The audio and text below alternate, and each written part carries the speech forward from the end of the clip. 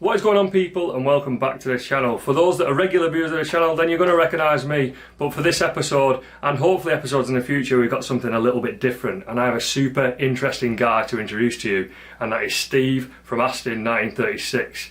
Hello Steve, how are you? Hey Josh, I'm doing good.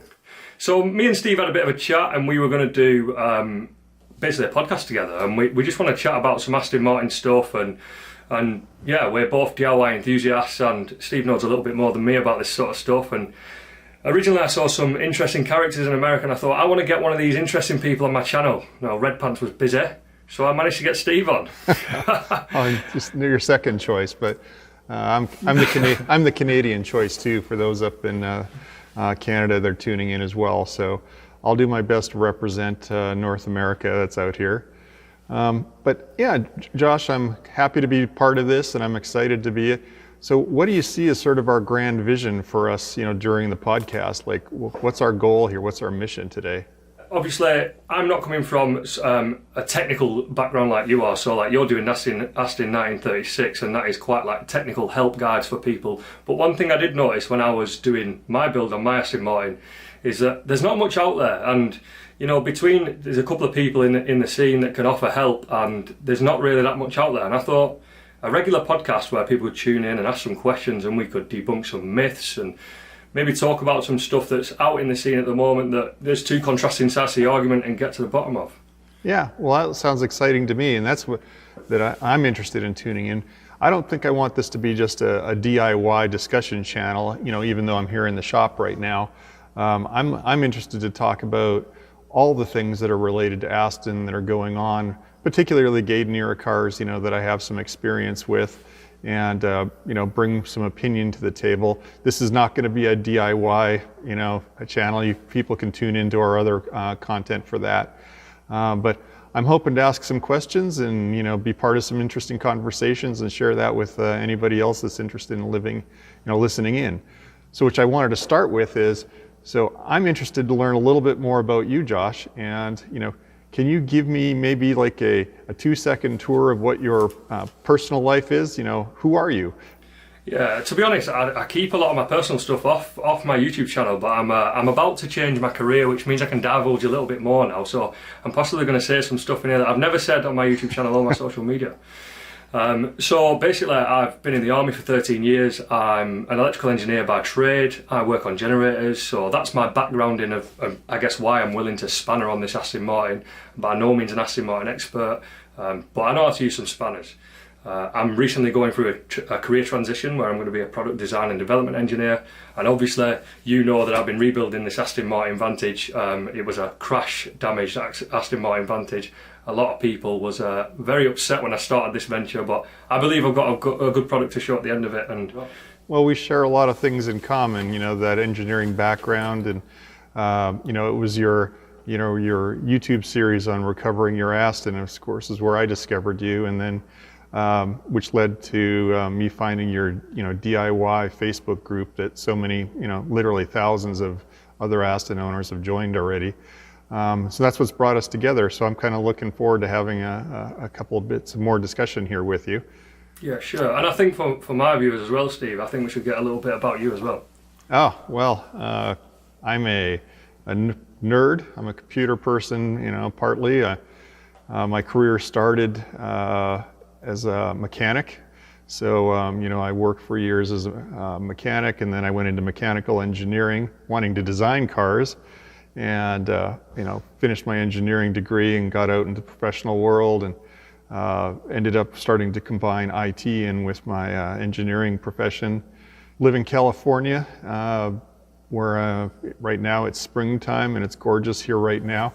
And as I've watched more and more videos of other Aston owners dealing with subframe corrosion and other things, I am so blessed to have a California car that has literally no corrosion on. I feel a little guilty when I get underneath and I undo a bolt and it looks like it did when it came out of the factory.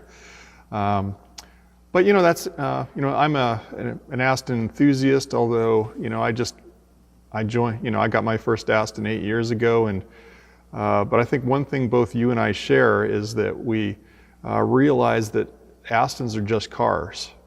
they're a really fancy car with a really expensive paint job and really expensive parts, but still, they're, the principles of working on your Toyota Corolla and working on the Aston, a lot of stuff is the same. So I'm not afraid to, dive in and tinker with it.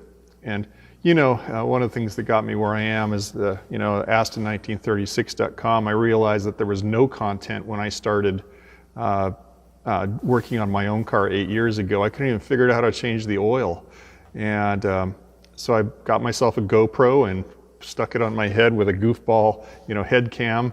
And I just decided I would videotape it, stick it out there on the YouTubes and see if anybody else cared. And I think for me, a personal thank you. I think that's one of the things that really drew me towards you, certainly to ask you to do this podcast, is because, although you are like a self-proclaimed nerd, you are a very technical person, and I found with all your guys, certainly the ones that I've used for my car, they're technical. There's no if, buts and maybes. You'll let me know if it's a definite, and I like that. And it's not clickbaity, and I know that when I click that link, I'm going to get the answer that I want. And if it's not going to give me the answer that I want, you're going to let me know in the title. So it's always my go-to, certainly for guides. And although I haven't got a DB9, I've got a Vantage, and a lot of those things do cross over. Certainly the seat reset that I had trouble with the other week. Well, I think that's actually an interesting thing to bring up, is that you and I, even though we share some similar interests, we're not the same. I think I'm probably, after we've had our first few chats here, I might represent the old guard. We're maybe a generation apart. I've got a DB9. I probably tend towards more of the, keep it stock. I like the look of the original cars. I don't think it's heresy to, make some subtle adjustments, but, I've seen some cars that are completely wrapped in chrome and, big giant wheels and things like that, I'm like one of the old conservatives going, oh my God, why would you ever do that? But, you sort of strike me as maybe you're representing the other side of the coin a little bit. There's a lot of guys that have Vantages, and I would say the DB9s maybe lean towards the conservative GT Cruiser guys, and the Vantages are the performance guys. But what's your take on that?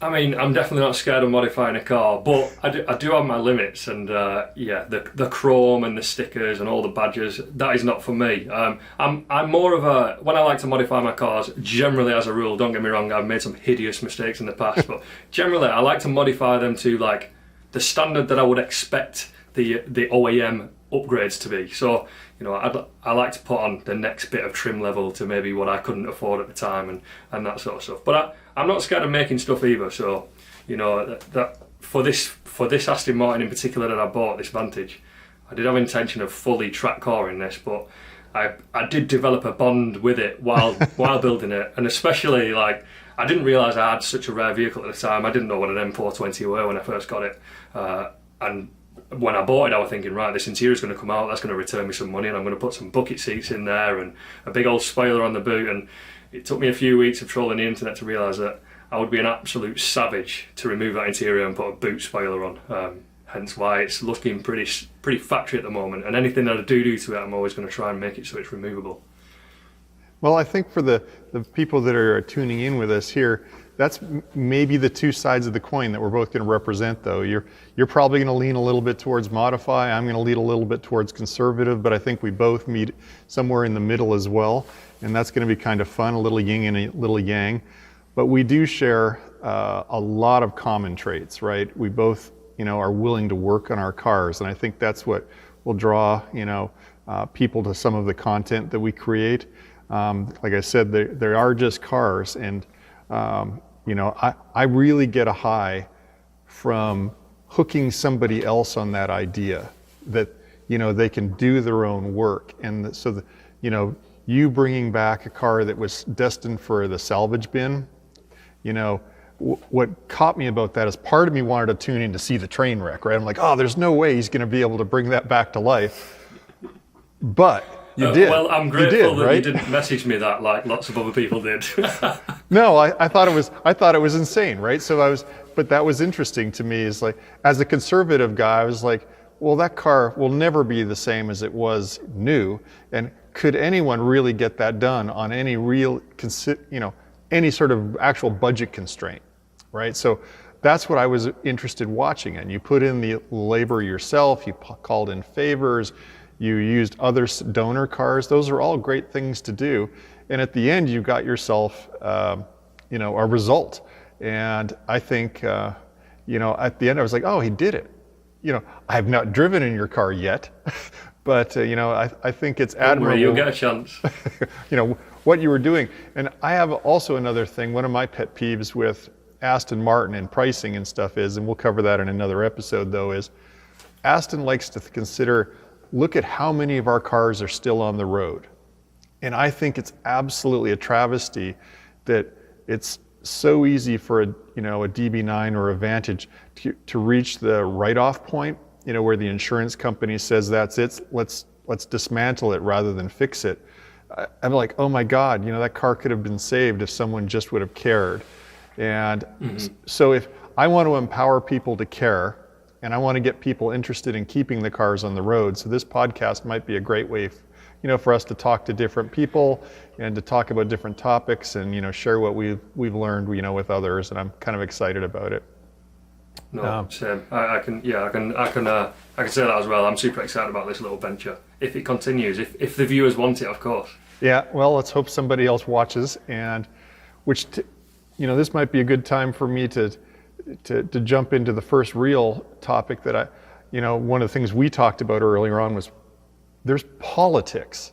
Somehow in our little Aston Martin community, there's only 20,000 owners out there, and there is politics all over the place, including in the online, community, and even in the YouTube community. And, I thought that might be a place for us to start, our chat here. Now, I'll go first. I don't want to be part of anything that's political. I want this podcast to be neutral, and but for it to be a forum for maybe discussion of the things that have maybe brought out the politics in people. So, so where you and I are not biased, but maybe we ask the hard questions and we bring in people to interview, with us that we're going to talk about. Why is somebody on one side of the coin, and then we'll bring in the other person, and talk to them about the other side of the coin, and maybe sort of break down some of these political walls so we can all just enjoy our Astons together. And but yeah, it was kind of it was stunning that there were politics, right out of the gate. There's sort of different factions. I'm sure I've rubbed people the wrong way. I have no idea, but I always. Yeah, I mean, I can vouch firsthand for these sort of politics, and it's been an adventure for me, and I'm of similar thought. I don't want to alienate anyone on this podcast, nor do I want to do it on my YouTube channel. I always try to be as tactful as I can if I've got a problem. But for sure, the best interest of the viewers is to get everyone involved. And of course, I feel like these politics do divide. These very well established people with starkly contrasting opinions. So there's always going to be two factions formed from something like that. But hopefully, this podcast and this channel can allow them two people to voice their opinion in an environment where it's not all one-sided. It's got two people's opinions, and then we can put the information forward so it's not getting cut by someone who wants to maybe remove the bits that they don't want people to see. That sort of stuff. So Josh, do you remember, when I first Facebook direct messaged you, what your sort of initial reaction sort of centered around? I mean, I don't remember the specifics of the conversation, but I for sure remember it was in a time where I was probably deep in some political rivalries on both sides of the coin, and I was a little bit unsure what angle you were coming from, and yeah, I were a little bit cautious to start with. Yeah, well, and that's, I guess that's interesting, right? We're kind of all, until we know each other a little bit, we don't know, that we are just mates. And so I'm hoping this podcast, I've talked to Mike, from Bamford Rose a whole bunch of times. I consider Mike a friend. He's very opinionated, but it's also very interesting, to have a chat with him, and see what's going on. And he's certainly, a very popular person out there. And I hope that we can talk to, Mike, and we can talk to a whole bunch of other people on this podcast.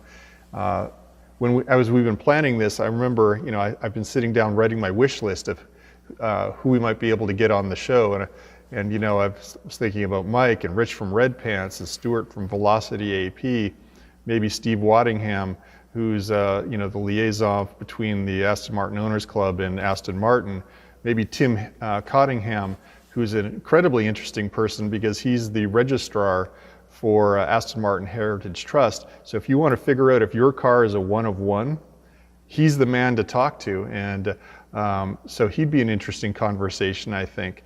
It might be great if, on the wish list, it might be neat to talk with, James, JM, the YouTube personalities, talk to some of the other big YouTubers that might be out there as well. I'd love to have a conversation with the president of the Aston Martin Owners Club. There's political turmoil that's been going on over there.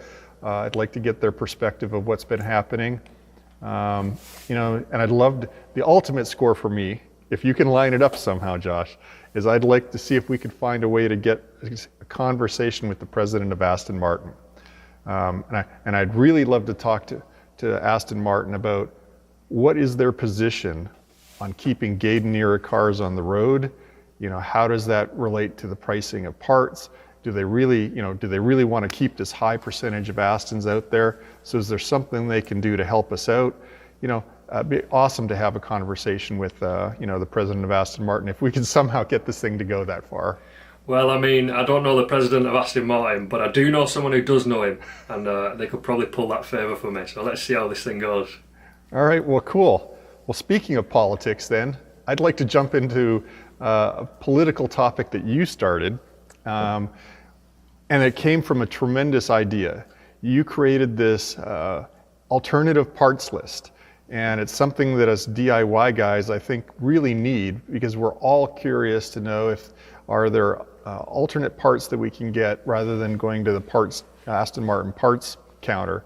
And so why don't you tell the viewers or listeners or whatever we're going to call them, what your idea was at the beginning and sort of, where it started and where it's taken off to. So, initially, obviously, I was trying to build my car on a budget, and although I was building it on a budget, I didn't want to build it with cheap parts, but I was made aware from someone that not all these parts are Aston Martin, and many of them do come from other brands, and you can often get the same part, in some cases with the same part number, for a different car, for a fraction of the cost. And initially someone sent me one for a DB9. It was like a short list, quite scruffily made. It was for the DB9, and I was using that to cross-reference parts from my Aston Martin Vantage. I wasn't aware they were a Vantage one at the time. So then I started, once I was confirming these parts, I started putting them into another Vantage list, and I was hosting it on Google Docs to start with. And then before I know it, I had multiple tabs of multiple vehicles. It was getting quite intense to manage. Obviously, with a Facebook group, Aston Martin DIY, that I started at the time, people were adding their content to it, and it was taking over a little bit. It became a consumer of my time. So I know. I was adding parts to it, wherever I could. I think it took off sort of on a meteoric rise. As soon as people found it was there, right? You tapped, a centralized spot. So, and lots of people started to utilize the Google Sheet version. I remember that, and I hopped in there and I put a few things in there. But what ended up happening to the Google Sheet? Didn't some bad stuff happen to it? Yeah, so because the nature of having a Google Sheet is you have to allow people to edit it. That's the only way that you can get people to contribute, and you can't just be like, well, I don't know of a way that I can say to people, you can edit this field and no other fields. I'm sure there's a way for some of the more tech savvy people out there, but I couldn't figure that out. And with the nature of my job, I sometimes do go away, for 2 or 3 weeks at a time, even longer in some cases, and I won't have access to any internet or electronics. And I went away one time and I came back and someone had fully wiped one of the pages, so the Vantage list had fully gone. Luckily I had backups, I managed to back it up, but it then prompted me, I needed to then go check all the other lists, because I thought, well, if someone's done this, I don't think it was malicious, I just think someone wasn't as tech savvy as they probably thought they were. And then later on, that happened again, not in its full form, but someone deleted a column, which was a costing column, not super important, but people had added that information, and then it was deleted. Again, I did have backups, so it wasn't a problem. So basically you were running into the challenge of not everybody knows how to use a spreadsheet. Yeah, I guess, and it's funny because I made it so you had to log in to do that, and I'm not sure if it was malicious or not, but I could see the individual doing it, and I'm not sure if they knew that I could see him. Of course, I didn't want to cause any political turmoil, so I kept that information to myself, and I fixed the problem. And I figured it was easy just to restore a sheet. It wasn't a major deal, but it was something that I had to manage, which I didn't like. So I eventually moved it onto a website, my website for the YouTube channel. I were going to start a website for the DIY group initially, but that's another financial outlay that I would then have to put into providing people with free information. So I ended up putting it on my own. For now, we might get an Aston Martin DIY website in the future, but I ended up putting it on that. And I thought, there's lots of people adding value to this community, but I thought what I can bring with me, being quite a youthful member, is I can make these things sort of more available and more user friendly, and I hope that's what I've done with it now. I've separated it into clickable pictures of the car, so you just click the picture of the car what you're looking for, and I've made the list searchable, so you can search for every field. So if you want a lambda sensor, you just search lambda sensor and all the lambda sensors will come up.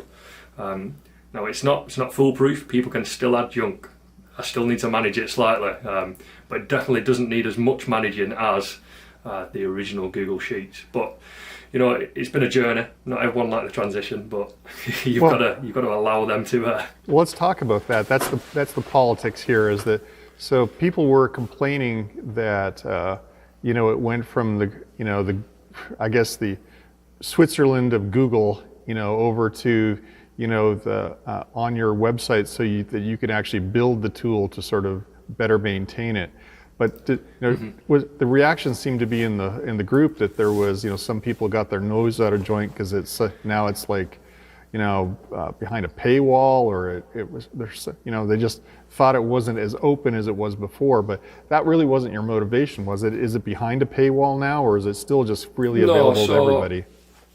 So it's still obviously open source, totally free information to get. But initially, so the way I ran the sheet is that you needed to log in with your Google account to edit the sheet. So I just transitioned that over to the website. So to view it on the website, you needed to log in with your Google account. Obviously, I got the information of your Google account, which some people weren't too happy about. But I don't think they realised that I also had the information when they were using Google Sheet.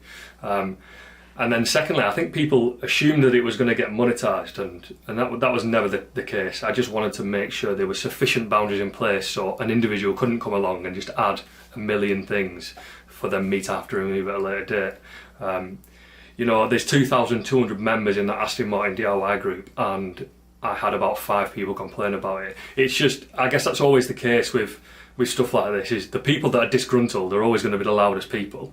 The vast majority of that group are super grateful that I'm putting in this effort, and I do change things. If people have like problems, and rather than just telling me that it's crap and they don't like it, if they tell me that it's crap and they don't like it because of this and here's how you could fix it, I often do amend it, and I guess the Google Sheet was on about the 5th iteration, and my website's now on its 3rd iteration, and it's continuously developing, and as is the Aston Martin DIY Facebook group, it's continuously developing, and it's never going to be monetized in terms of no one's ever going to have to pay for information. That's the whole idea for this. There's thousands of places you could pay for information on your car.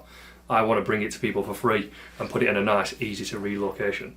Yeah, well, I think that's great. So there's no paywall, and does somebody have to be logged into your website to do a contribution now, or can just anybody come to the site and add a component to the list? Yeah, so after the few complaints that I got from people having to log in to view it, I removed the login to view, but you have to log in to amend. So if you want to add something, you still need to log in. You can imagine the sort of troubles I get if anyone could log in. That would be susceptible to like bot spam, so someone could target the website hackers. and remove it. Yeah. And obviously, this sort of website or this sort of list, I'm not saying that any companies would, but it would be in some companies' best interest to not have this information out on the open source. So I don't think anyone is like that, but you could imagine how this could, affect certain companies providing parts. Yep. Well, as an Aston Martin owner, I mean, I've already used the alternate parts list as I've been approaching, maintenance aspects to my car to see if somebody's reverse engineered the feed belt, or, where I could get that a little cheaper, or, whatever the part is. I know when I did a recent article on my O2 sensor replacement, first place I started was the alternate parts list. And then, I've taken it from there. So, no, I think it's a noble cause. I hope, you keep doing it. I hope other listeners, take advantage of it and contribute. And that's where I kind of wanted to go next, was to one of my personal pet peeves is people that put, when somebody says, hey, is there an alternative spark plug, I can use for my DB9? And somebody just throws out there, yeah, use this Champion 1, 2, 3, 4, 5, 6. It'll work great. And they don't provide any basis for the recommendation. I'm maybe too thoughtful or something, but my pet peeve is that if you're going to contribute an alternate part to the community in general, is that please share your research. What's the foundation for the recommendation, so that we can tell if it's just urban lore. I read some guy on a forum said, it's just a Volvo thingamabob, but that's not specific enough. That's literally, nothing more than lore. But if it's, oh yeah, I did it myself, here's a picture from my phone of the old part and the new part, and they're identical, that carries some gravity, right? That convince me. Absolutely. Convince me that you somehow found that this alternative part is the same. We all like to say, oh, the coil packs, those are just, Jaguar ones. No, they aren't. They're Ford parts. But, what's the basis to the claim? And if there was a way... that... Go ahead. Oh, sorry. There's a bit of a delay here for people watching. There is a bit of a delay. And just to interject on that point before you move on, that is one of the biggest problems with it. People do add stuff that they have just heard. An example, I've used the lambda sensors, what were on that list, but there were other columns added for lambda sensors or O2 sensors. Yeah, so someone recommended a Ford Focus lambda sensor, and that is such a wide range of lambda sensors that are available for a Ford Focus. That is the problem. But I do caveat the list all the time, and I don't think I need to tell people like you, because even if that list said that this part is guaranteed because the head technician of Aston Martin said it's guaranteed, you, as well as I, would then take that and go and research it. And that's, I guess, the main thing to note about that alternative parts list is this sort of stuff's not guaranteed information. Yeah. This is to steer the individual to the right direction, so they can then do the research to find out if it is the same. So, for example, when I used the lambda sensors off the list, I did some research into what the 4 pins did and the orientation of the 4 pins, what sort of temperatures it's susceptible to. And I know you've done a big video on lambda sensors and O2 sensors, and there are subtle variations throughout it, and it's just due diligence on my part. I didn't want to put the wrong part on my car, and I hope everyone takes that approach. If someone asks me and they want to take my opinion on it, and I tell them which one I put in, then that's up to them. And I guess that's what the Facebook group is for. The list on its own is just information that you need to research. The Facebook group is, I am going to buy this part. Has anyone done it or done the research on this part? In which case they'll probably get someone like you or I, or many of the other people in there that know way more about Aston Martins than I do, commenting and letting them know if it is the right part, or if it's not quite the right part but will work, or if it's just not suitable whatsoever. Yep, I agree with you 100%. The list should be, use at your own risk. And but there's really good opportunity here too, and you touched on it earlier, is that and the lambda sensors is one of the topics. But even if we just talk about tires, right? The technology has evolved. My Gaydon era car is 17 years old now, and when they specified the car, the Bridgestone tires were the thing. Aston picked it, got a bespoke set of tires made for it. And if you were the conservative that I might be cast as, you would just always use the Bridgestones because they're still available. But you'd be an idiot. You can make in one single change, if you switch from the Bridgestones to Michelin Pilot Sport 4S's, you can improve the quality and handling of your car, reduce the road noise, the cost is the same. There are literally, there's 17-year newer technology that's out there, and we should be looking for those alternate parts, that we can make an evolutionary step forward, if Aston was to design the car again today, right, they would take advantage of these things, right? So let's bolt on, the Michelins. Let's look at an alternative spark plug. Let's look at the newer lambda sensors.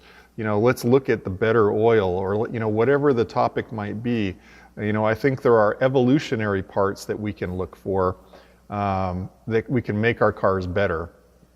And that's something I'm really keen to explore, and that's why I publish videos.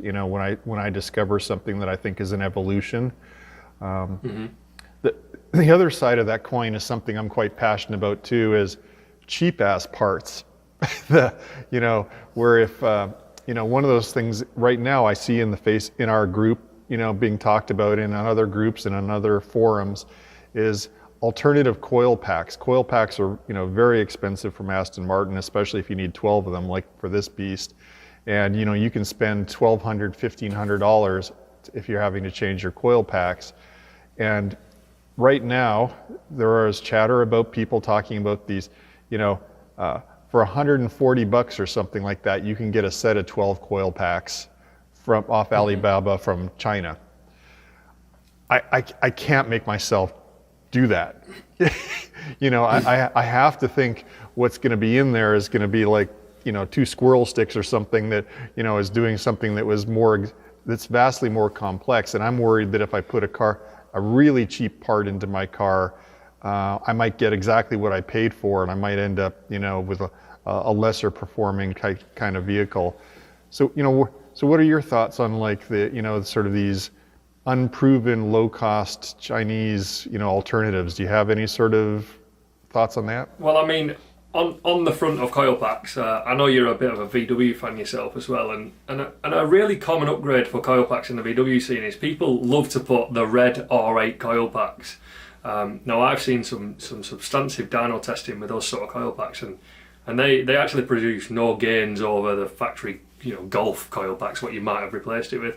So I think coil pack technology, and I mean, I'm yet to research these specific ones that you're talking about. There's not that much in it, but I think £120 is a little bit too cheap for something that should cost probably that per coil pack, or in the remit of that per coil pack, to get 12. That does seem a little bit too good to be true.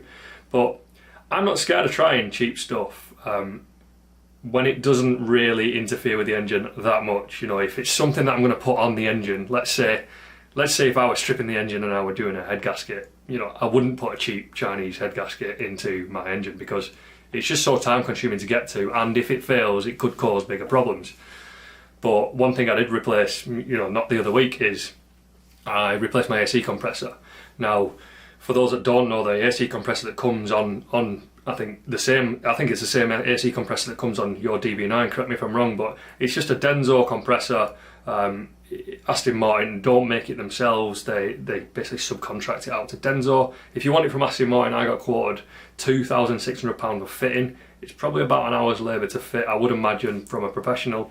So that really set me at about £2,400 for that part. Now, I did find I could get it direct from Denso for £600, but then I saw a Chinese part on Alibaba, funnily enough, for £96 plus shipping.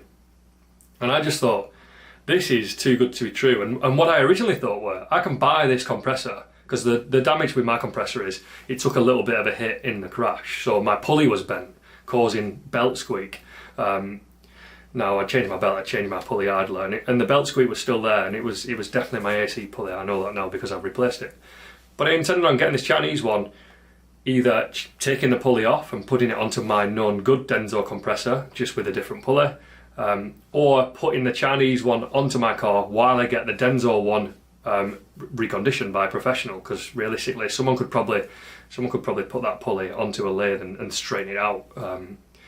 So that was my intention. But since receiving it and comparing the two, they are so alike. And I guess if you're a company that's making compressors for cars, making one fit another car is not a big hardship. And I'm working on the basis that this could fail every year for the next 10 years and plus and beyond of my ownership, and I still have money left over. And that's paying someone to fit it. If you pay a normal garage an hour, that's no hardship. And I'll get my car washed while they fit it, because some garages do that. So So it's just it didn't make financial sense. So I've left that Chinese AC compressor on, not because I don't want to put the original one on, because everything about me wants to put that more valuable Denso one on, but I want to see how long this compressor lasts, mainly for research, so I can let other people know what it's like. I'm willing to tarnish my car with that stuff in the name of research. Well, I think that's great, because honestly, part of me is like, oh, I can't wait to see how that turns out for you, because that's how we properly vet some of the solutions. Because I bet you that Chinese company didn't think, I'm going to make an alternate Aston Martin compressor. They're going to go, look, Denso makes this particular compressor that gets used in lots of applications, so I'm going to make a clone of this Denso compressor, and then it'll apply to all those applications. So, if you can discover one and, give us some sound basis that, oh, that's a safe bet, that's how we move it forward, right? And we can keep more cars with working air conditioning systems on the road, where other people might just say, well, screw it, I'm just going to have, no AC. I can't afford, $2,200 to fix it. So I'm excited by that. This sort of stuff, as support is being pulled from these Gaydon era cars, this sort of stuff is more important than ever. And even if you were to get that Chinese AC compressor and send it to an AC compressor rebuild specialist in your country, you would probably have a quality internal of that AC compressor with that external casing still for a fraction of the cost of what Aston Martin are charging. And they're not necessarily charging that much because they're ripping us off. It's because they buy it in such low quantities now, because not many people are buying them. So they just have to put the price where it is, because they're buying like 10, 20 at a time rather than back in the glory days when they were buying hundreds. Yep. Well, and I think there's an opportunity here for the alternate parts list to even get smarter from when people do have failures. So let's say somebody were to buy the 120 pound, Alibaba coil packs, and they put them in their car and they find that they've had 3 of them show up that don't even work, or they have misfires immediately. I'm not saying that's what it is, but let's say that was the example. Well, if somebody could then contribute to the parts list going, hey, I've tried these things are, were notoriously unreliable. My advice to you would be to avoid and look for some other alternative to it. That would be valuable to somehow capture in the alternative part. So if somebody has a negative experience, to provide the basis of their negative experience and maybe help us all steer clear of making that same mistake potentially. So, I don't know how you might capture that in the list, but, bad experiences can still be valuable to the group. I think sometimes bad experiences are just as important as good experiences as well. And that is something that I did want to integrate into the group, but with the nature of this, I'm doing it all myself, and my web building knowledge is super limited. Because what I did want to have is at the end of each one, a rating. So like a 5-star rating, if you got that and it didn't work, you can rate it 1 star. If you got that and it worked, you can rate it 5 star. And hopefully people would play the game and only rate stuff that they've had experience with. And that's the tricky bit, is managing what people do, after, some people have opinions of stuff before they've even touched it. And I could guarantee you could put a post on about the Chinese AC compressor and you will have 10 people tell you straight away that it's a piece of crap and it'll never work. Well, there's one working on my car right now, and the person that recommended it to me has had it on his car for 2 years. But I bet you the people that say it's a piece of crap and it doesn't work don't have one and have never touched one. Yeah, but yeah, my thoughts on it's definitely something I would like to introduce in the future. But it is quite a complex bit of code, and unfortunately, I'm not capable of that quite yet. And I would have to pay someone to do it. Yeah, well, if we can, my thought was, I'm not a programmer either, but your idea of the ratings is pretty good, even if it could be that like there's like a, the DB9 page, and then there's the Lambda sensor section, and people could list, maybe there could be 3 or 4 Lambda sensors listed underneath, right? And then somebody has their rating. Oh, I tried this generic and it was crap. And then, I tried this MGK and it was great. And, if there was somehow that they could say in a description field just what their basis was, personal experience. Oh, I saw this article on Aston 1936, or, someplace else, that they could at least say where they're getting the ranking from. But that might at least, be a simple way, was there just might be multiple lines underneath the Lambda sensor section. And I like the idea of cost. and I like the idea of potentially having a link to where you could buy the thing, right? It's not meant to be a direct endorsement, but okay, it's a Mazda Lambda sensor, but where do I get it? But if you can link over to the exact one that you use personally, that's a big help to me. I can start there, and then I can continue my own research. No, it is, and it's gone just like the Aston Martin DIY Facebook group is, and I'm sure Aston 1936. It's a continuous evolution, and hopefully it's just going to keep getting better and better and better. I don't want this to seem like a plug to that Facebook group, but I feel like, and although I do run it and I own it, it's definitely great because of the people in there, and it's not great because of me. I firmly believe, might be a little bit biased, but I firmly believe it's one of the best Aston Martin groups on Facebook. So you should definitely get yourself there. I said I wasn't going to plug it, but here I am plugging it. Yeah, well, I think it's even great for people that aren't intending on DIYing, but just some of the questions that do pop up, it's not really DIY, what I would consider DIY sort of stuff, but just like tire pressures on different types of tires, and just little questions like, when should I check the oil? How often should I check the oil? What is the procedure to check the oil? Because little things like this do vary on these sorts of cars. And if you own one and you don't know the correct procedure of checking the oil, then you should definitely look into that. Yep. Well, and there are some very experienced experts on the DIY group right now. There are some current, Aston Martin mechanics that work at dealerships or that contribute knowledge to that group that I certainly get benefit from. I can ask a really technical question and I get a really technical answer. And then there is, just like you're saying, it's like there was a terrific post by one of the members that was just showing how to change the battery in his crystal key fob, and he took a few pictures with his smartphone while he did it for himself. And I just thought that was brilliant. That probably just helped tons of people on that group to do some simple task themselves that only costs about $2 for a new battery. So it's a great resource, and I appreciate. Yeah, and I think even if people would never do anything themselves, even change the battery or check their oil, I think it's quite an eye opener to show what people like us think, and the fact that it's just a car, it's just nuts and bolts, and when you see someone with their engine out of the car inside their small garage, it's certainly an eye-opener to think, well, really changing my air filters is not that big of a job, and it's totally doable.